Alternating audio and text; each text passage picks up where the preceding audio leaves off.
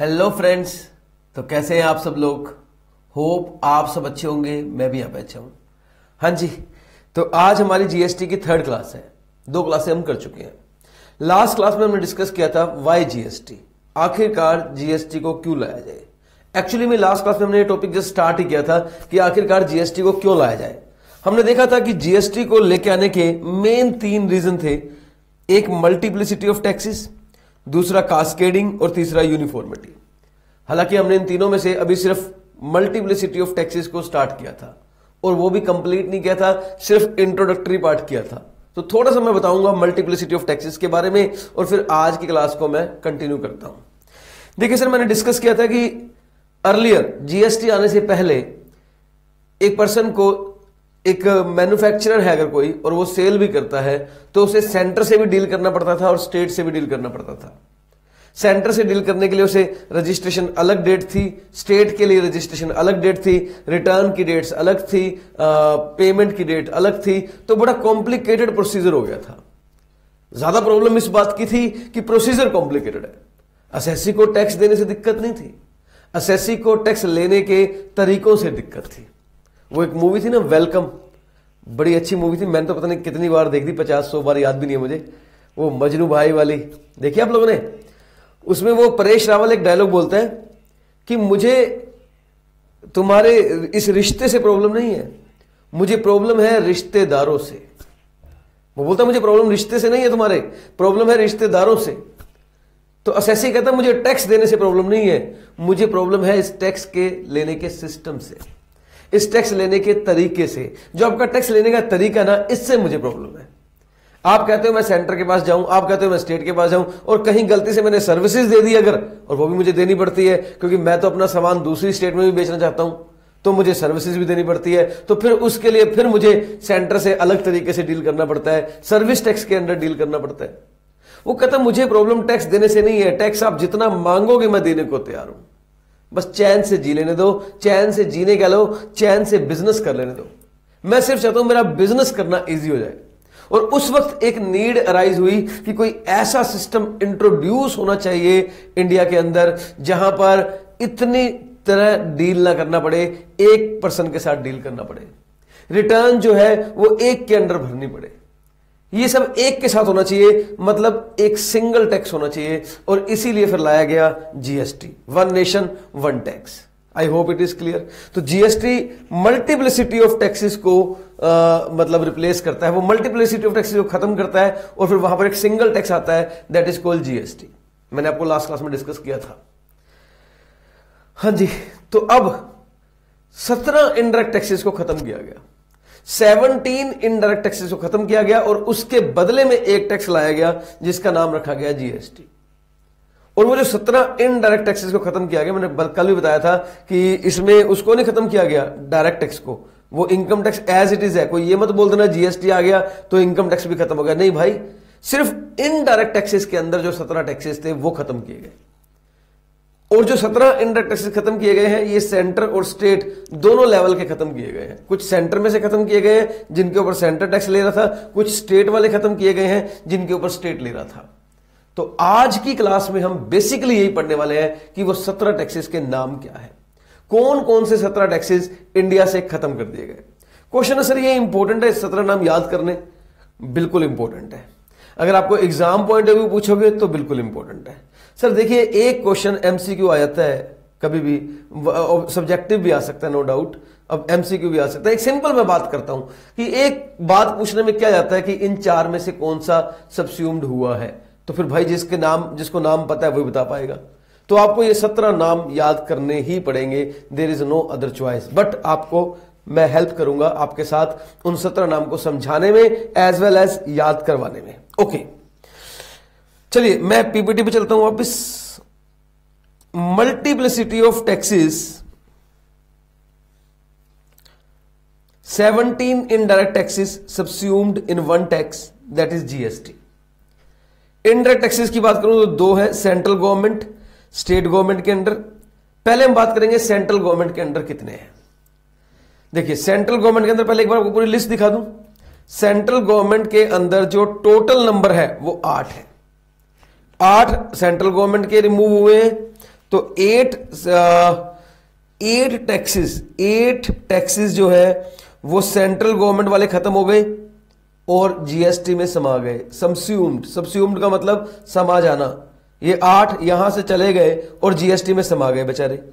और ये state government के कितने होंगे? फिर वो 9 टैक्सेस होंगे सर, नेचुरली बात है, 9 टैक्सेस है। ओके, तो पहले हम 8 की बात करेंगे, सेंट्रल गवर्नमेंट की बात करेंगे। सबसे पहले नंबर 1 पे लिखा हुआ है central excise duty. Of course पहली बात हम यही करेंगे कि सेंट्रल एक्साइज ड्यूटी, आपको याद है मैंने आपको क्लास नंबर 1 में ही करवाया था। सेंट्रल एक्साइज ड्यूटी जो है वो यूनियन लिस्ट में आती है। हाँ सर, हमें याद है। और वो यूनियन लिस्ट में एंट्री नंबर 84 में आती है। सर याद है central excise duty? Yes sir याद है। हाँ, तो एंट्री नंबर 84 में सेंट्रल एक्साइज ड्यूटी आती है। इसे खत्म कर दिया गया और इसकी जगह जीएसटी लाया गया। लेकिन सुनो, पहली बात मैं आपको याद दिलवा दूं कि सेंट्रल गवर्नमेंट में थोड़ा सा मैं आपको याद दिलवाऊंगा, यहां पे थोड़ा सा मैं आपको कुछ याद दिलवाऊंगा। मैंने आपको बात की थी कि जो एक्साइज ड्यूटी है, एक्साइज ड्यूटी है वो स्टेट गवर्नमेंट भी लेती है, स्टेट गवर्नमेंट भी लेती है और सेंट्रल गवर्नमेंट भी लेती है। यस सर, आपने बताया था। तो स्टेट गवर्नमेंट की बात हम अभी नहीं कर रहे हैं, ठीक है। अब हम स्टेट गवर्नमेंट की बात नहीं कर रहे हैं, हम सिर्फ किसकी बात कर रहे हैं? हम सिर्फ सेंट्रल गवर्नमेंट की बात कर रहे हैं। तो सेंट्रल गवर्नमेंट के अंडर जो एक्साइज ड्यूटी थी वो सबस्यूम्ड हो गई है अंडर जीएसटी। ओके सर, दूसरा क्वेश्चन आता है सर, सेंट्रल गवर्नमेंट के अंदर जो एक्साइज ड्यूटी थी वो किस किस पे लगती थी? सर वहां लिखा था वो लगती थी tobacco and other goods manufactured और प्रोड्यूस्ड इन इंडिया। सर वहां पर ये लिखा हुआ था। अदर गुड्स का मतलब सर मैं बता दूं, जो स्टेट वाले हैं उनके पास 3 गुड्स हैं, अल्कोहलिक लीकर, ओपियम, नारकोटिक्स। इनकी बात नहीं कर रहे हैं अभी, इनको दूर रखो, इनकी बात नहीं कर रहे हैं। अभी हम सिर्फ सेंटर की बात कर रहे हैं। अभी हम सिर्फ सेंट्रल गवर्नमेंट की बात कर रहे हैं। सेंट्रल गवर्नमेंट ने अपनी एक्साइज ड्यूटी छोड़ने को तैयार है और बदले में जीएसटी लाने को तैयार है। लेकिन क्या आप जानते हैं, यह कहना कि सेंट्रल एक्साइज ड्यूटी, ये वाली ड्यूटी पूरी तरह से खत्म हो गई है, यह गलत है। यह गलत है। आज भी इनमें से 6 आइटम ऐसी है, 1 2 3 4 5 और 6 आइटम ऐसी है जिनके ऊपर सेंट्रल एक्साइज ड्यूटी आज भी लगती है। तो सर फिर आप क्यों कह रहे हो कि सेंट्रल एक्साइज ड्यूटी सबस्यूम्ड होगी इन जीएसटी? इसके पीछे भी लॉजिक है। हम बिल्कुल सही कह रहे हैं, एक्साइज ड्यूटी जो है वो सबस्यूम्ड हो गई है। सर 6 ही तो आइटम बची है, हजारों आइटम थी, लाखों आइटम थी, वो तो हो गई, वो तो खत्म हो गई ना। तो इसलिए लमसम हम बोल सकते हैं कि सेंट्रल एक्साइज ड्यूटी खत्म हो गई है और उसकी जगह जीएसटी आ गया है। हाँ, लेकिन यह भी एक्सेप्शनली कहना पड़ेगा साथ साथ कि 6 आइटम पर आज भी एक्साइज ड्यूटी लगती है। 6 आइटम के ऊपर आज भी एक्साइज ड्यूटी लगती है। तो आप ये नहीं कह सकते कि यूनियन लिस्ट में जो एंट्री नंबर 84 थी वो वहां से रिमूव ही हो गई, वो वहां से हट ही गई है। हटी नहीं है, वो आज भी है, वो आज भी है। वो 6 आइटम कौन सी है मैं आपको बताना चाहूंगा। वो 6 आइटम कौन सी है? सर इनमें से 5 आइटम तो है petrol and petroleum products, petrol and petroleum product. Yes, तो 5 आइटम है पेट्रोल एंड पेट्रोलियम प्रोडक्ट्स। ठीक है, मैं आपको इनके नाम भी बताऊंगा, डोंट वरी, मैं आपको इनके नाम भी बताऊंगा। 6th आइटम है टबैको, 6th आइटम है टबैको। टबैको के ऊपर आज भी एक्साइज ड्यूटी लगती है। सिगरेट, सिगरेट के ऊपर आज भी एक्साइज ड्यूटी लगती है। अब ये 5 आइटम कौन कौन सी है बताऊं आपको, ये बता दूं आपको कौन कौन सी है। सर इसमें है, एक तो है क्रूड पेट्रोल, एक है डीजल, एक है मोटर स्पिरिट, मोटर स्पिरिट का मतलब पेट्रोल, एक है नेचुरल गैस और एक है aviation turbine fuel. Aviation turbine fuel का मतलब है एटीएफ, यानी कि जो प्लेन वगैरह में फ्यूल डलता है ना उसको एटीएफ कहते हैं, एविएशन टर्बाइन फ्यूल। ये नाम पता नहीं कितनी बार आएंगे, बहुत बार आएंगे, टेंशन मत लेना, पता नहीं कितनी बार आएंगे। तो 5 पेट्रोल आइटम्स हैं, 5 पेट्रोल आइटम्स हैं, crude petrol, diesel, motor spirit का मतलब पेट्रोल ही होता है, और डीजल का मतलब इसे हाई स्पीड डीजल बोला है, HSD, हाई स्पीड डीजल। तो कोई दिक्कत नहीं है, नाम है हाई स्पीड डीजल, वो भी यहां पे आएगा। तो 5 आइटम पेट्रोल वाली हैं जिनको जीएसटी में नहीं गया, जिनके ऊपर आज भी एक्साइज ड्यूटी लगती है, और एक है टबैको। अब इसमें एक और चीज ध्यान देने वाली है, वो चीज क्या है ध्यान देने वाली बता दूं आपको। इन 5 आइटम के ऊपर एक्साइज ड्यूटी लगती है, excise duty in fact central excise duty लगती है, ध्यान देना। और जब इनकी सेल होती है तो इनके ऊपर आज भी पुराने जमाने वाला वैट ही लगता है, या अगर इंट्रा स्टेट से एक स्टेट से दूसरी स्टेट होती है इंटर स्टेट सेल, तो आज भी CST लगता है। तो इन 5 आइटम के ऊपर कुछ भी नया नहीं आया, जीएसटी का नामो निशान भी नहीं आया। बोले जीएसटी वालों दूर रहो। बोले कब तक दूर रहे? बोले जब तक हम आपको बताएंगे नहीं। ऐसा नहीं है, वो जीएसटी लगना चाहता है इसके ऊपर, और गवर्नमेंट ने बोला हम इसके ऊपर जीएसटी लगाएंगे, लेकिन एक डेट से, और वो डेट हम फ्यूचर में नोटिफाई करेंगे, और उन्होंने अभी वो नोटिफाई नहीं करी है। अभी तक यही आंसर है कि 5 पेट्रोलियम प्रोडक्ट्स के ऊपर पुराने वाले लो ही लगेंगे। एक्साइज ड्यूटी भी लगेगी, वैट भी लगेगा, CST भी लगेगा, डिपेंडिंग कि वो लोकल सेल हो रहा है या एक स्टेट से दूसरी स्टेट में हो रहा है, वटएवर, उस हिसाब से लगेगा। लेकिन जीएसटी का नामो निशान नहीं लगेगा। लेकिन जो टबैको है ना, टबैको, इसके ऊपर एक्साइज ड्यूटी भी लगेगी और जीएसटी भी लगेगा, दोनों लगेंगे। Oh my God! तो टबैको वालों को उन्होंने पकड़ लिया है, उसके ऊपर ये लोग एक्साइज ड्यूटी भी लगा रहे हैं, पुराना लो भी लगेगा और नया लो भी लगेगा। एक्चुअली है क्या, जब टबैको मैन्युफैक्चरिंग होगा तो उसके ऊपर एक्साइज ड्यूटी लगेगा, लेकिन जब ये सेल होगा तो वैट और CST नहीं लगेगा, उस वैट और CST की जगह जीएसटी लगेगा। तो मैं टबैको के लिए बोलना चाहूंगा कि आज दोनों लो इसके ऊपर लगते हैं, पुराने वाला भी और नए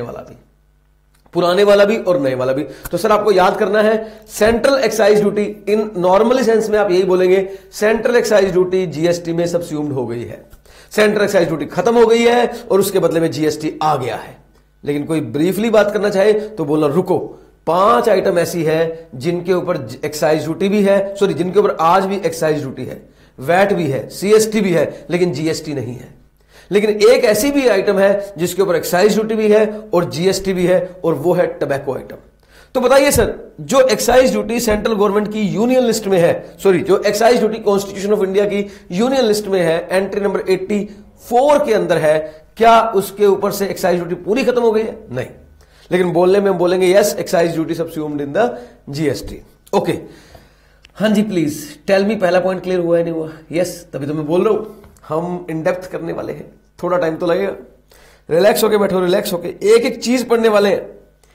एग्जाम में एक भी क्वेश्चन हमारी पहुंच से बाहर नहीं होने वाला, बता रहा हूं। ड्यूटीज ऑफ एक्साइज, ये क्या है? फिर से duties of excise, medical and toilet preparations act लिख सकते हो आप। तीसरा लिखा है ड्यूटीज ऑफ एक्साइज, इनफैक्ट लिखा हुआ है additional duties of excise, goods of special importance. चौथा लिखा हुआ है additional duties of excise, textile and textile product. पहले आप ये 4 नाम याद करो। देखो सर, पहला नाम तो आपको याद हो ही गया, सेंट्रल एक्साइज ड्यूटी। हाँ सर, ये तो याद हो ही गया हमें, इसकी तो पूरी कहानी आपने सुनाई दी। मेरी बात सुनो, पुराने जमाने में क्या था, एक्साइज ड्यूटी जो ना, वो medical and toilet preparatory in fact जो आइटम्स थी ना, उनके ऊपर भी लगती थी। अरे एक्साइज ड्यूटी तो हर उस आइटम पे लगती है which is manufactured in India. हाँ, तो जो medical and toilet preparatory goods थे ना, इनके ऊपर लगती थी, लेकिन अलग एक्ट में लगती थी वो भी एक्साइज एक्ट, लेकिन उन्होंने अलग से बनाया हुआ था duties of excise act for the purpose of medical and toilet preparatory act. जैसे कि हार्पिक, जैसे कि मेडिसिन, उनके अंदर जो मेडिसिन के ऊपर जो एक्साइज ड्यूटी लगती है, उनके लिए उन्होंने अलग एक्ट बनाया हुआ था। वही सेम चीज थी, एक्साइज ड्यूटी थी, लेकिन अलग एक्ट में लगती थी। भाई जब एक्साइज ड्यूटी ही खत्म कर दी तो वो वाले एक्ट क्यों छोड़े? वो भी खत्म कर दिए। तो medical and toiletry preparatory act में जो लगा करती थी एक्साइज ड्यूटी, वो भी सबस्यूम्ड हो गई जीएसटी के अंदर। गुड्स ऑफ स्पेशल इंपोर्टेंस, वो गुड्स जो हमारी बेसिक नीड के लिए है, स्पेशल इंपोर्टेंस के हैं, जैसे कि चावल हो गए, शुगर हो गया, या ज्वार, बाजरा, ये जो भी मतलब गेहूं टाइप के आइटम्स है, इन्हें बोलते थे goods of special item importance. और इनके ऊपर भी एक्साइज ड्यूटी लगती थी, बिकॉज ये प्रोड्यूस होते हैं, because these items are going to be produced, तो इनके ऊपर भी लगती थी। लेकिन इनके ऊपर भी एक्साइज ड्यूटी एक अलग एक्ट के अंदर लगती थी, और उस एक्ट का नाम था एडिशनल ड्यूटी ऑफ एक्साइज। जब एक्साइज ड्यूटी सब्स्यूम्ड हो ही गई तो ये भी सब्स्यूम्ड हो गई और इसे भी रिमूव कर दिया गया। इसी तरह जो टेक्सटाइल एंड टेक्सटाइल प्रोडक्ट था, इसके ऊपर भी एक्साइज ड्यूटी लगती थी उनकी मैन्युफैक्चरिंग होने पर, लेकिन अलग एक्ट में लगती थी। उस एक्ट का नाम था additional duty of excise textile and textile product act. वो भी खत्म हो गया। तो सर ये तो कॉमन ही था, ये तो मोस्ट ऑफ द गुड्स के लिए था, लेकिन goods of special importance, medical and toilet preparatory act and textile product, इनके ऊपर भी एक्साइज ड्यूटी लगा करती थी, लेकिन उनके अलग एक्ट बने हुए थे। जब एक्साइज ड्यूटी को खत्म कर दिया तो उन एक्ट को भी साथ में ही स्वाहा खत्म कर दिया, तो उस एक्ट को भी साथ में खत्म कर दिया। हां जी, तो सेंट्रल गवर्नमेंट ने एक्साइज के नाम के 4 टैक्सेस उड़ा दिए। 4, अब देखो कहने को तो ये सारा एक ही है, एक्साइज कहने को तो ये एक ही है, सेंट्रल एक्साइज ड्यूटी बिल्कुल कहने को तो एक है, लेकिन दिखने में 4 नाम बन गए। 4 नाम बन गए हैं। कौन कौन से? सेंट्रल एक्साइज ड्यूटी, और 3 कैसे याद करोगे? मेडिकल वाला, और वो गुड्स ऑफ स्पेशल इंपोर्टेंस वाला एक्साइज, और वो टेक्सटाइल एंड टेक्सटाइल वाला स्पेशल एक्साइज। बस ऐसे नाम आपको याद करने हैं। ओके सर, ये 4 नाम तो हो गए हमें याद। वाओ, कितने बचे हैं? 4, क्योंकि सेंट्रल लेवल पर जो रिमूव किए गए हैं वो 8 हैं। 8 टैक्सेस को खत्म किया गया है, और स्टेट लेवल पर 9 टैक्सेस को खत्म किया गया है। तो सेंट्रल लेवल पर जिन 8 को खत्म किया गया है उनमें से 4 नाम तो आपको याद हो गए। यस सर, हो गए। 5वां नाम और 6ठा नाम ये मैं एक बार थोड़ी देर रुक के करवाऊंगा, अभी 2 मिनट रुको। 5th और 6th, पहले करो 7th है सर्विस टैक्स। ऑफ कोर्स मैंने कहा था सर्विस टैक्स तो लगा करता था, सर्विस टैक्स तो बिल्कुल ही खत्म हो गया। तो सर्विस टैक्स को कर दिया गया खत्म, सर्विस टैक्स को खत्म कर दिया गया, सर्विस टैक्स को इंडिया से रिमूव कर दिया गया, पूरी तरह से रिमूव कर दिया गया, ये खत्म हो गया। और एक ना सेंट्रल लेवल पर बड़े सारे सरचार्ज लगा करते थे और सेस लगा करते थे, कृषि कल्याण सेस या इंफ्रास्ट्रक्चर सेस, बड़े सारे सेस थे जो लगते थे, वो सब भी सेंट्रल लेवल पर खत्म कर दिए गए। तो central surcharges and central cess ये सारे खत्म कर दिए गए। ओ सर मजा आ गया, 8 में से 6 आइटम हो गई याद। कैसे सर? एक्साइज के नाम की 4 आइटम, ठीक है, सर्विस टैक्स के नाम के आइटम और एक सेस वगैरह के नाम के आइटम। बिल्कुल सही जवाब, 6 आइटम अब आपको याद है, इसमें कोई डाउट नहीं है। 2 रह गई है सर। 2 है additional duty of custom. Custom, student कहते हैं कस्टम खत्म हो गया क्या? नहीं, कस्टम खत्म नहीं हुआ है। कस्टम तो ये क्या है? मैं बताऊंगा क्या है, बताओ। अरे बताओ, अरे बताऊंगा, रुक जा। Additional duty of custom, commonly known as CVD, commonly known as CVD, इसको सीवीडी बोलते थे। सीवीडी की फुल फॉर्म होती है countervailing duty, countervailing duty, special additional duty of custom. अरे फिर कस्टम खत्म हो गया? नहीं, 2 नाम लिखे हैं, additional duty of custom, special additional duty of custom, ये दोनों भी खत्म हो गया। लेकिन ये क्या था, ये क्या था वो मैं बताना चाहूंगा। रुको, देखो सर, अब आपको ये 2 नाम अगर समझने हैं तो थोड़ी सी आपको कहानी समझनी पड़ेगी, थोड़ी सी स्टोरी समझनी पड़ेगी, क्योंकि ये सब अर्लियर लॉ से बिलोंग करता है, तो आपको अर्लियर वाला लॉ यहां पर समझना पड़ेगा। ये देखो,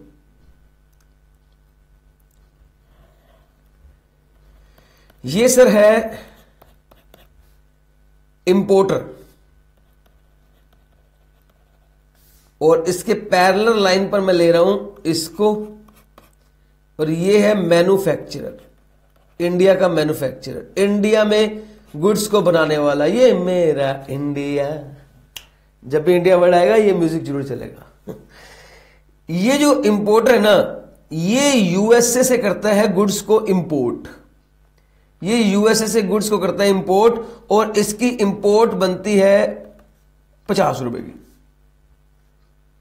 और इसके ऊपर टैक्स लगते हैं बीसीडी या एसडब्ल्यूएस, जो भी मतलब टैक्सेस लग जाते हैं आने पर, वो लगते हैं मान लो 50 रुपए। मान लो इसकी गुड्स की वैल्यू इंडिया में बन गई 100 रुपए, ठीक है सर।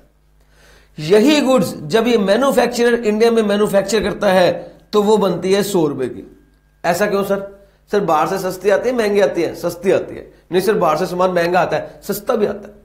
आपको पता चाइना वाले अपना सामान डंप के रूप में हमें भेज देते हैं, सस्ता सामान भेज देते हैं कि इंडिया की मार्केट खराब हो, ये सब होता है। सर अगर महंगा आता तो आज भी इंपोर्ट एक्सपोर्ट से ज्यादा है, ध्यान रखना। तो चलिए आपको ये समझना है कि ये बंदा इंपोर्ट कर रहा है और इंपोर्ट करने के बाद भी इसकी वैल्यू बनती है 100 रुपए। ये बंदा इंडिया में मैन्युफैक्चर कर रहा है और मैन्युफैक्चरिंग करने पर इसकी वैल्यू बनती है 100 रुपए। अब आ गई state government, sorry central government. Central government ने बोला भाई साहब आपको देनी पड़ेगी excise duty at the rate of 10%। मान लो ये 10 रुपए आपको देने पड़ेंगे। मैन्युफैक्चरर ने कहा जी देंगे, जब हमने इंडिया में मैन्युफैक्चरिंग करी है तो हम क्यों नहीं देंगे, डेफिनेटली देंगे। लेकिन मैन्युफैक्चरर ने कहा इससे भी तो लो जो इंडिया में लेके आया सामान, ये भी तो इंडिया में 100 रुपए का सामान लेके आया। गवर्नमेंट ने कहा कैसी बातें करते हो, क्या हम इंपोर्टर से एक्साइज ड्यूटी ले लें? एक्साइज ड्यूटी इंडिया में मैन्युफैक्चरिंग करने पर लगती है, इंपोर्ट करने पर नहीं लगती। इंपोर्ट करने पर कुछ अलग ड्यूटी लगती है, कस्टम ड्यूटी वगैरह, वो दे चुका है, अब उसके ऊपर हम एक्साइज ड्यूटी नहीं लगा सकते। बोला ये तो गलत बात है। वो आदमी फॉरेन कंट्री से इंपोर्ट करके आ रहा है, उसको सामान 100 रुपए का पड़ रहा है, मैंने इंडिया में सामान बनाया है, मुझे भी 100 का पड़ रहा है, आप मुझे एक्साइज ड्यूटी लगा रहे हो, उसे एक्साइज ड्यूटी नहीं लगा रहे हो। गवर्नमेंट ने कहा भले मानुष जरा समझने की कोशिश कर, वो एक्साइज ड्यूटी तब लगती है जब हम इंडिया में गुड्स को मैन्युफैक्चर करते हैं, उसने मैन्युफैक्चर नहीं किया है, वो खरीद के लाया, उसको हम एक्साइज ड्यूटी नहीं लगा सकते। बोला अच्छा, देखो आपके जितना पढ़ा लिखा इंसान तो मैं हूं नहीं, इतनी बातें मुझे समझ में नहीं आती, मैं एक काम करता हूं, मैं भी इंडिया के बाहर से ही खरीद के ले आता हूं।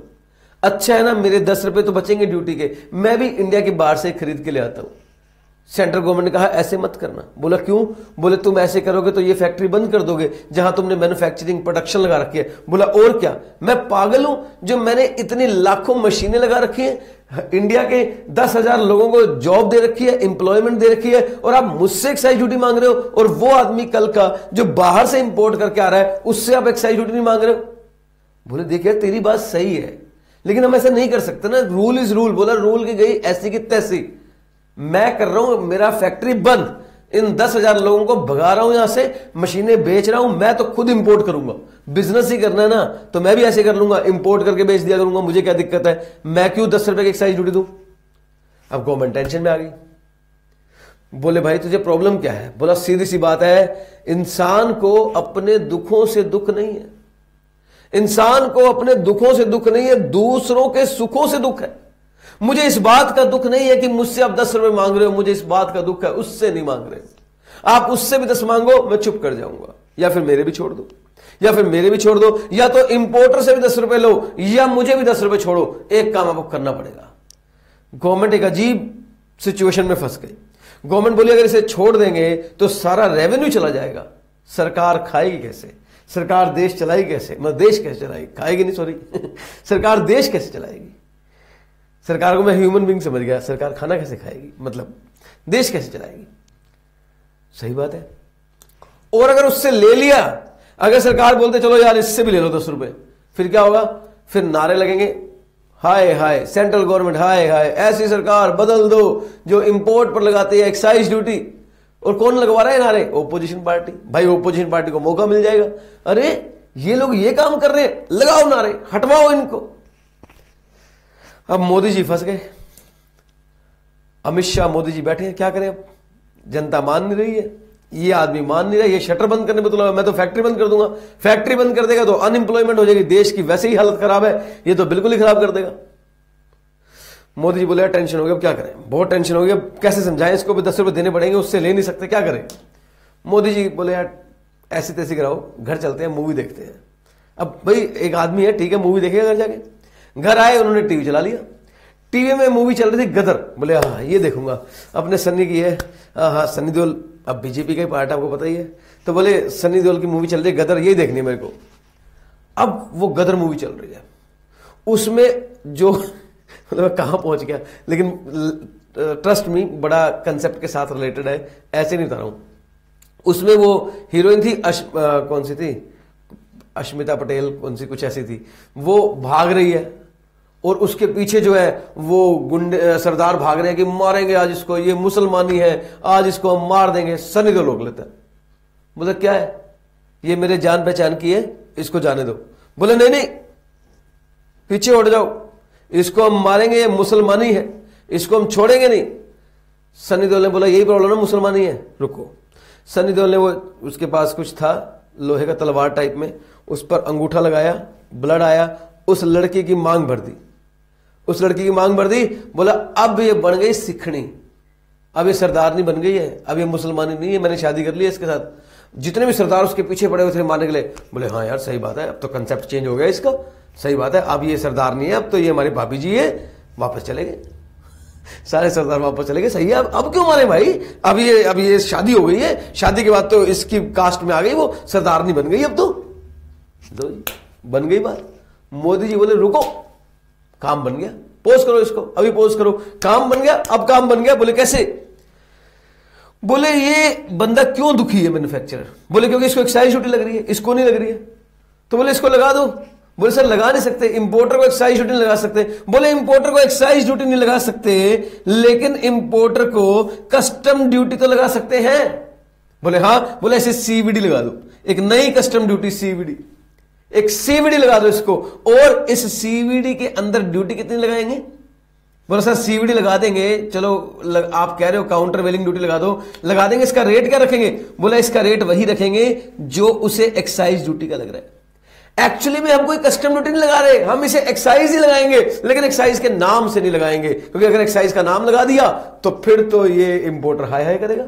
इसे कस्टम ड्यूटी के नाम से लगाओ, इसे सीवीडी के नाम से लगाओ, लेकिन अमाउंट उतना ही लगाना, ड्यूटी उतनी ही लगाना जितनी उस भाई को एक्साइज ड्यूटी लग रही है। और उसे बोला देख देख तेरी वजह से उसे सीवीडी लग रही है, और उतनी ही लग रही है जितनी तेरे को लगेगी। जिन जिन प्रोडक्ट पर एक्साइज ड्यूटी है, जितनी जितनी, जब जब कोई उसे इंपोर्ट करेगा उतनी ही उसे सीवीडी लगेगी, उतनी ही। तो हम बेसिकली सीवीडी के लिफाफे में एक्साइज ड्यूटी लगा रहे हैं। सीवीडी तो लिफाफा है, सीवीडी तो टाइटल है, सीवीडी तो नाम है, अंदर तो वही लग रही है एक्साइज ड्यूटी। सेम रेट रहेगा। अगर कोई ऐसा प्रोडक्ट है जिसके ऊपर एक्साइज ड्यूटी माफ है, तो जब वो इंपोर्ट करेगा ऐसे ही गुड्स को, तो उस पर सीवीडी भी माफ होगी। हम ये लिखेंगे नहीं कि सीवीडी का रेट है, हम लिखेंगे सीवीडी का रेट वही रहेगा जो सेम प्रोडक्ट पर इंडिया में एक्साइज का रेट है। अब बता, अब इस आदमी को थोड़ी सी हंसी आई, बोला अब मैं खुश हूं, आपने उसको भी एक्साइज ड्यूटी लगा दी, अब मैं खुश हूं, चलो इसको भी 10 रुपए लगा दो, मेरे को भी 10 लगा दो, 110 रुपए दोनों को हो गए। लो सर, ये था, इसे कहते हैं सीवीडी, काउंटर वेलिंग ड्यूटी। सच बताना, मैं मानता हूं ये कस्टम ड्यूटी है, लेकिन असल में ये कस्टम है, ये एक्साइज है? सर असल में तो ये एक्साइज ही है, असल में तो ये एक्साइज ही है। इसे कहते हैं एडिशनल ड्यूटी ऑफ कस्टम, इसका नाम रखा गया एडिशनल ड्यूटी ऑफ कस्टम, और इस एडिशनल ड्यूटी ऑफ कस्टम का नाम आगे था सीवीडी, जिसके अंदर एक्साइज ड्यूटी थी। फिर ये रोने लग गए थोड़े दिन बाद, मुझे फिर रोना आ रहा है। बोले अब क्यों रोना आ रहा है? सरकार ने कहा अब हम तेरे पे वैट लगाएंगे। बोला क्यों? बोले वैट लगता है, तू इंडिया में सामान बेचेगा तेरे को वैट लगेगा। बोले इसको भी वैट लगाओ। बोले वैट नहीं लगा सकते, जो आदमी इंपोर्ट करता है उस पर वैट नहीं लगता। बोला लगाओ उसको वैट लगाओ, वरना मैं फैक्ट्री फिर से बंद करूंगा। अब क्या करें? अब इन्होंने क्या किया, अब इनके पास तरीका पहले से ही आ चुका है, इन्होंने एक और ड्यूटी लगा दी, एडिशनल ड्यूटी ऑफ कस्टम ही लगाई, लेकिन नाम रख दिया सैड @ 4%। 4% नहीं, उतना ही जितना वैट में है। हाँ, ये मैक्सिमम 4% रहेगा, ये जरूर लिखा होता उस जमाने में, वटएवर। मतलब ये था, वैट के इक्विवेलेंट इन्होंने सैड लगा दी, एक्साइज के इक्विवेलेंट उन्होंने सीवीडी लगा दी। तो एडिशनल ड्यूटी ऑफ कस्टम के नाम से इन्होंने इंपोर्टर को 2 ड्यूटी लगाई, जो एक्चुअल में एडिशनल ड्यूटी ऑफ कस्टम नहीं थी, कस्टम की ड्यूटी नहीं थी, एक्साइज और वैट था, लेकिन लिफाफे उनके बनाए उन्होंने सीवीडी के नाम के, लेकिन लिफाफे इन्होंने बनाए सीवीडी के नाम के। सर जब इंडिया से एक्साइज खत्म हो गया, जब इंडिया से वैट खत्म हो जाएगा और जीएसटी में सबस्यूम्ड हो जाएगा, तो आप बताओ क्या ये लग पाएगी? क्या ये लग पाएगी? लग ही नहीं सकती, क्योंकि इसके अंदर रेट वही था जो एक्साइज के अंदर था, और जब हमने एक्साइज हटा दिया तो ये अपने आप हट गया, ये अपने आप हट गया। जब हमने इंडिया से वैट हटा दिया तो ये अपने आप हट गया। इसलिए 2 ड्यूटी जो कस्टम में लगा करती थी, कस्टम ड्यूटी नहीं है, ये कस्टम ड्यूटी का पार्ट है। कस्टम ड्यूटी तो बेसिक कस्टम ड्यूटी भी है, कस्टम ड्यूटी तो सोशल वेलफेयर सरचार्ज भी है, ये आज भी लगते हैं। ये आज भी लगते हैं, ये नहीं हटे हैं, ये नहीं हटे हैं। सिर्फ कस्टम ड्यूटी के अंदर जो एक्साइज के नाम की ड्यूटी लगा करती थी, कस्टम के अंदर, मतलब कस्टम लगती थी लेकिन एक्साइज वाली थी, एक्साइज जितनी थी या वैट जितनी जो स्पेशल एडिशनल थी, इनको फिर रिमूव किया गया। ये तो होनी थी रिमूव, ये तो ऑटोमेटिक रिमूव हो जाती, ना भी लिखते तो भी रिमूव होती, क्योंकि इनके अंदर यही लिखा हुआ था कि जो इंडिया में मैन्युफैक्चरर को एक्साइज ड्यूटी लग रही है वही रेट सीवीडी का लगेगा। सीवीडी की फुल फॉर्म होती है काउंटर वेलिंग ड्यूटी। काउंटर मतलब सेट ऑफ करना। तेरे को एक्साइज ड्यूटी लग रही है, तेरे इस दुख को हम काउंटर सेट ऑफ कर देंगे, काउंटर वेलिंग ड्यूटी नाम लगाकर। तो प्लीज 2 कस्टम की ड्यूटी खत्म कर दी गई, 2 कस्टम की ड्यूटी खत्म कर दी गई। वो एक्चुअल में कस्टम की ड्यूटी नहीं है, additional duty of additional duty of custom, additional duty of custom commonly known as CVD, which is equivalent to excise। ये खत्म कर दी गई। Special additional duty of custom यानी कि सैड, ये भी खत्म कर दी गई, which is equivalent to VAT. Please tell me, आपको 8 नाम क्लियर हुए नहीं? सर मैंने बड़े आराम से करवाया है, मैंने बड़े रिलैक्स होकर करवाया है। आई एम नॉट इन हरी, मैं जल्दबाजी में बिल्कुल भी नहीं हूं। मैं चाहता हूं मेरे स्टूडेंट को जिस टॉपिक पर भी डिस्कशन हो उसे उसकी पूरी नॉलेज हो, वो वहां पर फुल फ्लेज बात कर सके। तो यस सर, सेंट्रल गवर्नमेंट के हिस्से में 8 इनडायरेक्ट टैक्सेस को खत्म कर दिया गया। सेंट्रल गवर्नमेंट के हिस्से के 8 इनडायरेक्ट टैक्सेस को खत्म कर दिया गया। नाम बता दो फटाफट। सर एक्साइज के नाम के 4 है, ठीक है। कस्टम, जो कि कस्टम का नाम है, अंदर एक्साइज और वैट था, वो 2 है, और 2 वो है सर्विस टैक्स और सेस वाले। Sir yes sir, please tell me, आपको ये 8 नाम क्लियर हुए या नहीं हुए? सर मैं सुनाऊं आपको 8 नाम? सुनाऊं? सुनो सर। सेंट्रल एक्साइज ड्यूटी 1, वो medical and toiletry preparatory act वाली 2, स्पेशल इंपॉर्टेंस वाली 3, और टेक्सटाइल वाली 4, एडिशनल ड्यूटी ऑफ कस्टम जो एक्साइज के इक्विवेलेंट थी 5, एडिशनल ड्यूटी ऑफ कस्टम या स्पेशल ड्यूटी ऑफ कस्टम जो सैड है यानी कि जो वैट के इक्विवेलेंट है 6, सर्विस टैक्स 7, और जितने भी सेंट्रल टैक्स के सरचार्ज या सेस लगा करते थे that is 8। Yes sir, please tell me these 8 are clear और नॉट क्लियर? यस सर, ये 8 के 8 हमें क्लियर हो गए हैं। अब आइए स्टेट गवर्नमेंट के कौन कौन से टैक्सेस को खत्म कर दिया गया। Yes sir, let us come to the point. State government के कौन कौन से टैक्सेस को खत्म कर दिया गया? Number 1 state VAT. लो जी, स्टेट वालों को बोला आपका वैट खत्म। आपको याद है ये स्टेट वैट कहां लिखा होता था? सर ये ना स्टेट लिस्ट में लिखा होता है। अरे वो तो मुझे भी मालूम है, स्टेट लिस्ट में लिखा होता था। सर ये ना एंट्री नंबर 54 में लिखा था वैट। हाँ, ये सर खत्म कर दिया गया, खत्म कर दिया गया। इसकी जगह लगा जीएसटी। अब आप पहले आप पेन ड्राइव खरीदते थे अपनी दुकान बाजार में तो वो वैट लगाया करता था, अब वो जीएसटी लगाएगा। पहले आप बर्गर खरीदने जाते थे, वो वैट लगाया करता था, अब वो जीएसटी लगाएगा। पहले आप पिज्जा हट पे जाते थे, वो वैट लगाता था, अब वो जीएसटी लगाएगा। लेकिन क्या वैट पूरी तरह से इंडिया में से खत्म हो गया?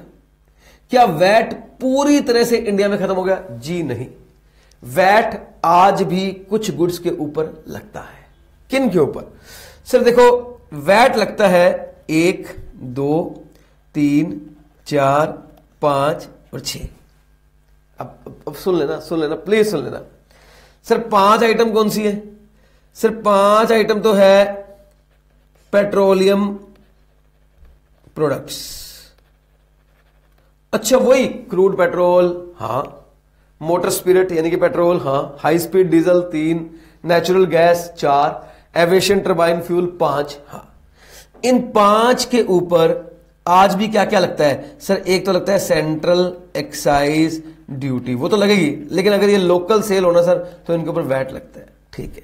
6 बताओ सर। स्टूडेंट कहता है टबैको, मैं कान पे पड़ेगी, टबैको, टबैको के ऊपर वैट कब लगता है यार? टबैको को बताया था, टबैको के ऊपर एक्साइज ड्यूटी लगती है, लेकिन साथ में जीएसटी लगता है, वैट नहीं लगता। सर नेक्स्ट आइटम है liquor, liquor for human consumption. मैं बता दूं, आपको याद होगा स्टेट लिस्ट के अंदर एक एंट्री नंबर 51 थी, मैं करवा चुका हूं, alcoholic liquor for human consumption.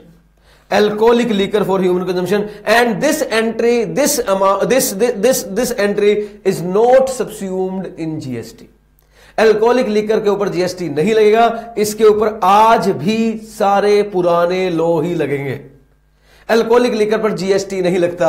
State government जब जीएसटी को लाया गया, स्टेट गवर्नमेंट ने बिल्कुल बोल दिया जिस गुड्स को आपको लेना है ले लो, लीकर का नाम मत ले देना। लीकर के ऊपर तो पहले भी स्टेट टैक्स लेती थी, आज भी स्टेट ही लेगी। देखो, दिस इज नॉट सबस्यूम्ड, और मैंने लिखा भी नहीं, मैंने तो वैट लिखा खाली, मैंने स्टेट एक्साइज ड्यूटी तो लिखा ही नहीं। Not subsumed under GST, not subsumed. तो इसके ऊपर क्या क्या लगेगा? इसके ऊपर ओल्ड लॉ लगेंगे, स्टेट एक्साइज ड्यूटी लगेगी, प्लस अगर लोकल सेल हुई तो वैट लगेगा, और अगर इंटर स्टेट सेल हुई तो सीएसटी लगेगा। तो इसके ऊपर पुराने लॉ ही लगेंगे, इसके ऊपर पुराने लॉ ही लगेंगे, इसके ऊपर पुराने लॉ ही लगेंगे। एक तो एक्साइज ड्यूटी लगेगी स्टेट वाली, वैट लगेगा और सीएसटी लगेगा।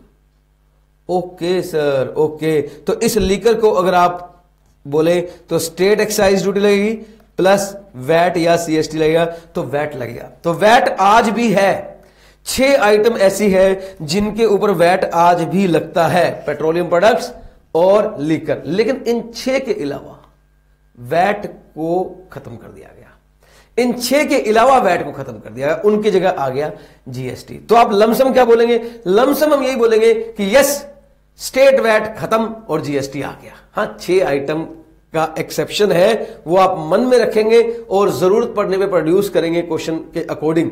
लेकिन जनरली हम यही बोलेंगे कि 6 आइटम को खत्म कर दिया गया, सॉरी वैट को खत्म कर दिया गया और उसकी जगह जीएसटी आ गया। Okay sir. CST, central sale tax, CST को भी खत्म कर दिया गया।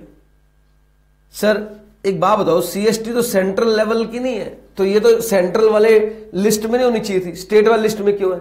सर अब आप ऐसी बातें करोगे, आपको मालूम है इसका नाम सीएसटी है, लेकिन ये टैक्स स्टेट का ही है, ये सेंटर का टैक्स नहीं है, ये स्टेट का ही टैक्स है।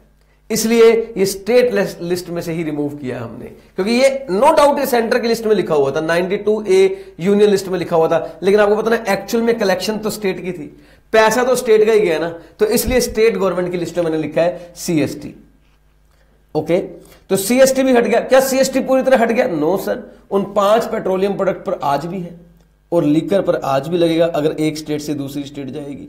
तो यस, सीएसटी को लमसम हम बोलेंगे हट गया है, लेकिन आज भी कुछ आइटम पर है। तीसरी बात करूं, लग्जरी टैक्स। सर आप पहले होटल में जाया करते थे, तो होटल में एक लग्जरी टैक्स लगा करता था। आप लग्जरियस लाइफ जीने जा रहे हैं, आप होटल में जा रहे हैं, इट इज लग्जरियस लाइफ, तो वहां पर एक लग्जरी टैक्स के नाम लगा था, वो हट गया, अब उसकी जगह लगेगा जीएसटी। ओके, एक था एंट्री टैक्स, ये टोल टैक्स नहीं कह रहा हूं, एंट्री टैक्स कह रहा हूं। टोल टैक्स आज भी लगता है, टोल टैक्स सबस्यूम्ड नहीं हुआ है जीएसटी के अंदर, वो आज भी लगता है, लेकिन एंट्री टैक्स हट गया।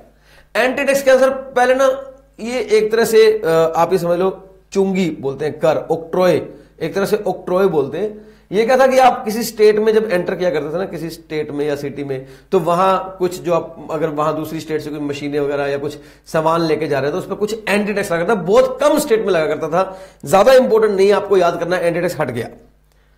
Entertainment and amusement tax except by the local bodies, ये मैं आपको समझाऊंगा क्या है। अब मुझे यही समझाना है पहले, एंटरटेनमेंट एंड अम्यूजमेंट टैक्स, या मैं इसको नाम देता हूं entertainment tax. Entertainment tax, sir एक छोटी सी बात डिस्कस करूंगा। क्या आपको पता है जीएसटी लाने के लिए जिन 2 लोगों में डिस्कशन हुई थी, जिन 2 लोगों में वार्तालाप हुई थी, जिन 2 लोगों में बहस हुई थी, वो थी एक सेंटर और एक थी स्टेट।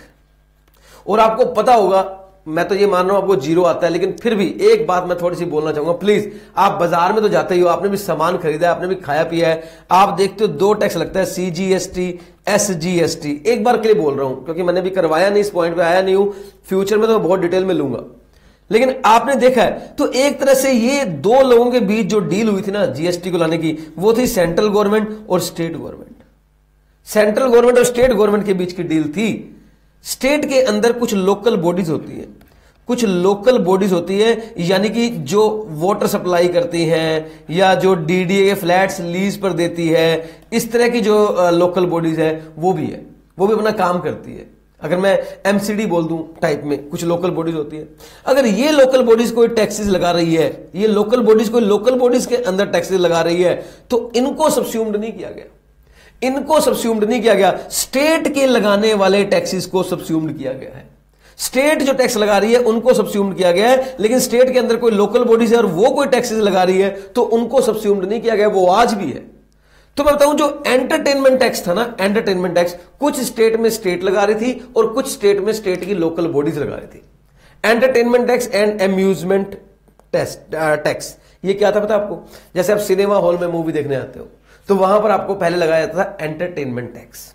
अब अगर जिस सिनेमा हॉल में मूवी देखने गए हो उस स्टेट में अगर ये एंटरटेनमेंट टैक्स जो लग रहा था, अगर ये स्टेट लगा रही थी तो ये जीएसटी में आ जाएगा। लेकिन अगर ये लोकल बॉडीज लगा रही थी तो वो आज भी एंटरटेनमेंट टैक्स ही लगेगा, फिर उसके अंदर कोई चेंज नहीं है, उसके अंदर कोई चेंज नहीं है। अम्यूजमेंट पार्क, जैसे वो वाटर पार्क होते हैं, दिल्ली में मैं दिल्ली में रहता हूं, मैं दिल्ली के बता सकता हूं।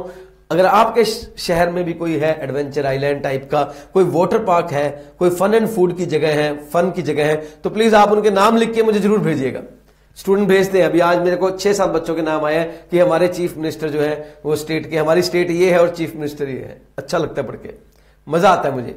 तो प्लीज आप बताइएगा अगर आपकी स्टेट में कोई ऐसे प्लेसेस हैं जहां पर फन एंड फूड की टाइप में है, कुछ वाटर पार्क है, कुछ एक्टिविटीज है, तो बताइएगा जरूर। जैसे मैं बताऊं, लुधियाना में हार्डिस वर्ड है, जैसे दिल्ली में तो बहुत सारे हैं। मुंबई में एसएल वर्ड सुना होगा आप लोगों ने, नाम बड़ा पुराना नाम था। अभी दिल्ली में कौन कौन से है दिल्ली में बताता हूं। दिल्ली में फन एंड फूड विलेज है, ओएसिस है, या मैं बोलूंगा इसके अंदर और कौन कौन से हैं, वाव है, वाव नाम से भी है। तो ये एडवेंचर आइलैंड है, ये सब वाटर पार्क है। अब वो सिनेमा हॉल हो या वाटर पार्क हो, यहाँ पर पानी बहुत ज्यादा होता है, पानी की रिक्वायरमेंट बहुत ज्यादा होती है, तो ज्यादातर ऐसे टैक्सेस ना लोकल अथॉरिटी के अंदर आते हैं। तो अगर वो लोकल अथॉरिटी के अंदर है तो आज भी वही है, और अगर वो स्टेट के अंदर है तो फिर वो सबस्यूम्ड हो गए जीएसटी के अंदर। देखो कैसे लिखा हुआ है सर, इन्होंने लिखा है entertainment and amusement tax except when levied by the local bodies. Subsumed हो गए हैं, लेकिन कब नहीं हुए? If they are levied by the local bodies. तो आप इसको ऐसे लिख लो, entertainment and amusement tax levied by state government, levied by local authority. Question में लिखा आएगा कौन लगा रहा है, क्वेश्चन में तो लिखा आएगा कौन लगा रहा है। अगर स्टेट गवर्नमेंट लगाती है then subsumed under GST, then subsumed under GST, and if it is levied by local authority then subsumed, not subsumed under GST, not subsumed under GST. Entertainment tax ही लगेगा, और यहां क्या लगेगा? जीएसटी लगेगा। हां जी, प्लीज बताइए क्लियर हुआ या नहीं हुआ? यस सर, क्लियर हो गया। नेक्स्ट, एडवर्टीजमेंट पे टैक्स। पहले एक एडवर्टीजमेंट टैक्स लगा करता था, हट गया, जीएसटी आ गया। परचेज टैक्स लगा करता था, हट गया, जीएसटी आ गया। लॉटरी, बैटिंग, गैम्बलिंग, इनके ऊपर टैक्स लगता था, अलग टैक्स लगता था, तो अब क्या लगेगा? जीएसटी लगेगा। And last is state surcharge and cess. तो सर एक तो आप 9th पॉइंट तो याद कर ही लो, जैसे सेंटर में था ना, सेंटर के सेस और सरचार्ज थे, इसी तरह स्टेट के भी सेस और सरचार्ज हटा दिए गए। सेंटर के भी सेस और सरचार्ज हटा दिए गए, स्टेट के भी सरचार्ज और सेस हटा दिए गए, तो ये सब हटा दिया गया। ओके, अब आपको ये 8 नाम याद करने हैं। कौन कौन से? VAT, CST, luxury tax, state tax, sorry entry tax, entertainment and amusement tax, advertisement, purchase tax, lottery, betting, gambling.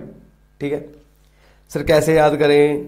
देखो सर, याद करना तरीका बड़ा आसान है। वो 8 याद है, पहले तो वो 8 याद है सर, वो तो 8 याद है। कैसे? 4 एक्साइज वाले, 2 कस्टम के अंदर एक्साइज और वैट वाले, 1 सर्विस टैक्स और 1 सेस वाला। सर वो तो कितने आसान थे, ये तो कैसे बन गए? ये भी आसान है। सर दो नाम तो आप याद कर लोगे ना, वैट और सीएसटी। भाई देखो आपको पता ही है, बड़े बड़े टैक्सेस तो यही थे, VAT, CST, service tax, excise. बड़े बड़े तो चार ही थे, तो उधर से सर्विस टैक्स और एक्साइज हट गया, इधर से वैट और सीएसटी हट गया। हाँ सर सही है, ये तो हम याद कर लेंगे सर, वैट और सीएसटी तो याद कर लेंगे, ये तो हमें याद रहेगा, ये तो हमें याद रहेगा। सरचार्ज वाला भी याद रहेगा, हाँ सर ये भी रख लेंगे क्योंकि वहां भी सरचार्ज हट गए तो यहां भी हट गए, ये भी याद रहेगा। कितने रह गए? 6 रह गए। मैं आपको इन 6 के लिए एक स्टोरी सुनाता हूं। ऐसे ही कहानी फेक बनाता हूं मैं, क्यों? क्योंकि मुझे याद करवाने, बस और कुछ नहीं। गर्मियों की छुट्टियों में जो घर में मम्मी होती है, मम्मी है ना, मतलब वाइफ, मतलब मम्मी मदर होती है मेरे को मालूम है, लेकिन बच्चे की तो मम्मी होती है और हस्बैंड की वाइफ होती है। Okay okay. तो ना मम्मी की बड़ी इच्छा होती है कि वो अपने पति के साथ वहां जाए घूमने, मनाली, मसूरी, गर्मियों की छुट्टियों में। लेकिन वो सहारा कैसे लेती पता है जाने का? वो बोलते देख लो जी, चिंटू की छुट्टियां हो गई, चिंटू के सारे दोस्त मसूरी घूमने जा रहे हैं, आप चिंटू को घुमाने नहीं ले जाओगे मसूरी? अच्छा घूमना खुद को होता है, लेकिन नाम किसका आएगा? चिंटू का।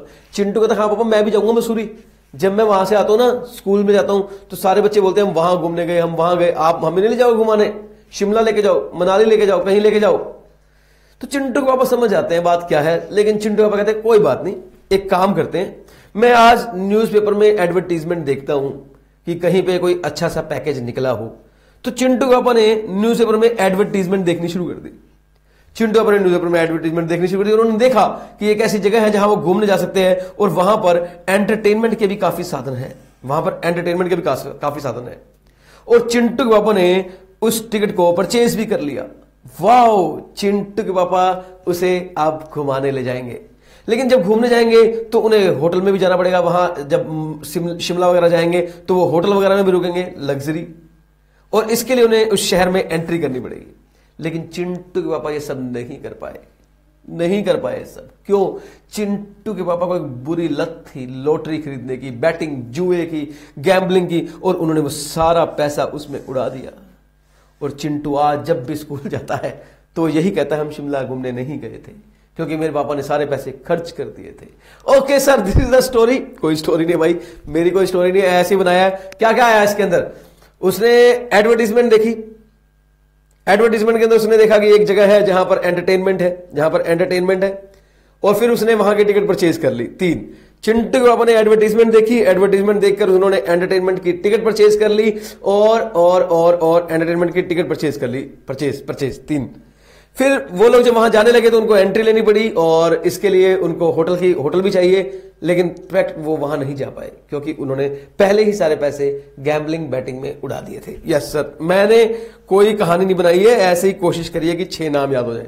6 बताओगे sir? Advertisement, entertainment, purchase, entry, luxury और लॉटरी, बैटिंग, गैम्बलिंग। लो जी 6 हो गए। सीएसटी, वैट 8 हो गए, सरचार्ज, सेस 9 हो गए। Yes sir, I have done it. कौन कौन से 17 टैक्सेस सब्स्यूम्ड हुए हैं जीएसटी के अंदर? मैंने आप लोगों को करवा दिए। कौन कौन से 17 टैक्सेस सब्स्यूम्ड हुए हैं जीएसटी के अंदर? मैंने करवा दिए। Yes, I have done it. Sir आपको भी याद करने हैं, पेपर में क्वेश्चन आएगा, out of the following for which is not subsumed under GST. अच्छा एक बात बताऊं, बड़ी इंटरेस्टिंग बात है, थोड़ा सा मैं डिस्कस कर लेता हूं। ये वो नाम है, मैंने यहां भी लिख रखे हैं, देख लो, ये मल्टीप्लिसिटी ऑफ टैक्सेस के नाम है। ये देख लो सर, आज की क्लास में हमने ये चार्ट डिस्कस किया है, आज की क्लास में हमने ये चार्ट डिस्कस किया है। अगली क्लास में हम कैस्केडिंग पढ़ेंगे, जो भी है अभी हमने नहीं पढ़ा है। अभी मैं आपको एक चीज दिखाऊं इसके अंदर, एक और मिनट रुको, मुझे थोड़ा सा बताना आपको।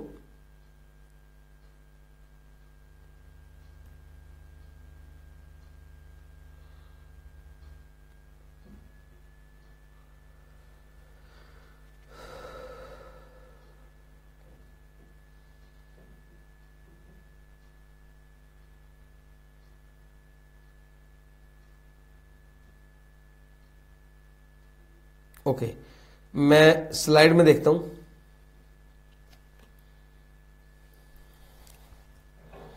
ये सब आएगा, पहला चैप्टर है, सब कुछ आएगा फ्यूचर में, टेंशन मत लो आप।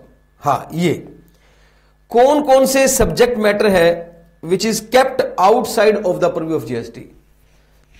सर आपने देख लिया 17 टैक्सेस सब्स्यूम्ड हो गए, 17 टैक्सेस सब्स्यूम्ड हो गए जीएसटी के अंदर। इन 17 पर तो जीएसटी लगेगा। ये 17 के अपने टैक्सेस खत्म और जीएसटी आ गया। लेकिन मैं फिर भी एक आइडिया दे रहा हूं कौन कौन से टैक्सेस है जो आज भी जीएसटी से बाहर है। कहने को वन नेशन वन टैक्स है, कहने को बोला जाता है कि सारे इनडायरेक्ट टैक्सेस खत्म हो गए हैं और एक आ गया है जीएसटी, पर ऐसा है नहीं। कुछ टैक्सेस आज भी हैं जो इनडायरेक्ट हैं और जिनके ऊपर जीएसटी नहीं लगता, पुराना लॉ ही लगता है। वो कौन कौन से देख लो आप एक बार। The following are still kept outside of GST as such these are taxed under the existing laws, पुराने laws of centre and states as the case may be. Alcoholic for human consumption, yes मैंने बता दिया। Alcohol for human consumption पर जो state excise duty है वो आज भी स्टेट एक्साइज ड्यूटी ही लगती है, आज भी वैट लगता है या आज भी सीएसटी लगता है। ये human alcoholic liquor for human consumption पर टैक्सेस खत्म नहीं हुए हैं पुराने वाले। पेट्रोलियम प्रोडक्ट, मैंने 5 नाम बताए थे, वो नाम आप देख लो एक बार। पेट्रोलियम क्रूड, मैंने क्रूड पेट्रोल बोला था, एक ही बात है। और motor spirit, high speed diesel, natural gas and aviation turbine fuel, these are still shall be brought under GST. लाए जाएंगे लेकिन लेटर डेट, जब जीएसटी इसको रिकमेंड करेगा काउंसिल, लेकिन अभी ऐसी कोई बात नहीं है। इलेक्ट्रिसिटी टैक्स जो लगता है वो आज भी स्टेट के अंडर है और उसके ऊपर आज भी जीएसटी नहीं लगता। आपके घर में इलेक्ट्रिसिटी बिल आता होगा, देख लेना, उसके ऊपर जीएसटी नहीं लगा होता। प्रॉपर्टी टैक्सेस की बात करूं, जैसे स्टैंप ड्यूटी, अगर आप कोई प्रॉपर्टी खरीदते हैं तो आपको स्टैंप ड्यूटी देनी पड़ती है, स्टैंप ड्यूटी नाम का टैक्स देना पड़ता है, वो आज भी लगता है, वहां जीएसटी नहीं लगता। अगर आप बनी बनाई बिल्डिंग खरीदते हैं तो वो जीएसटी से बाहर है, उसके ऊपर आज भी स्टैंप ड्यूटी लगती है। मोटर व्हीकल टैक्स यानी कि रोड टैक्स हो गया, रोड टैक्स हो गया, ये सब आज भी जीएसटी से बाहर है। एंटरटेनमेंट टैक्स अगर कलेक्टेड बाय लोकल बॉडीज है, अगर लोकल बॉडी मैंने बताई दी आपको। इसके अलावा एक और लिख सकते हो आप 7, यानी कि टोल टैक्स, जो आप टोल क्रॉस करते हो, तो टोल वैसे तो खत्म कर दिया इंडिया से, लेकिन कुछ जगह पे टोल आज भी लग रहा है, तो टोल टैक्स पर जो है वो आज भी टोल टैक्स लगता है, टोल टैक्स आज भी लगता है। तो yes, these are the 7 taxes still out of GST, इनके ऊपर जीएसटी नहीं लगता, आज भी पुराने टैक्सेस लगते हैं। Please tell me the concept is clear और नॉट क्लियर। Yes sir. तो सर आज की क्लास में हमने रीजन नंबर 1 ही किया है, यानी कि मल्टीप्लिसिटी ऑफ टैक्सेस को खत्म किया गया और उसकी जगह जीएसटी लाया गया। लेकिन सर देख लो कितना डिटेल में किया है, आई होप यू अंडरस्टैंड। कहने को मैं बोल देता, ये क्लास मैं चाहता तो 5 मिनट में खत्म हो जाती, एक बार नाम पढ़ देता आपके सामने और आपको बोलता ये आप याद कर लेना, ये वाले नाम है जो जीएसटी से बाहर है। पर क्या ये सही होता? बिल्कुल भी नहीं। मैं कोशिश करूंगा आपको एक एक चीज को रिटेन करवाने की, याद करवाने की। ये एक पेपर ही आपको पक्का क्लियर करवा देगा सर, बिकॉज आप इसमें से हाईएस्ट मार्क्स लेने वाले हो। चलिए सर आज के लिए इतना ही, मिलते हैं नेक्स्ट क्लास में। Till then.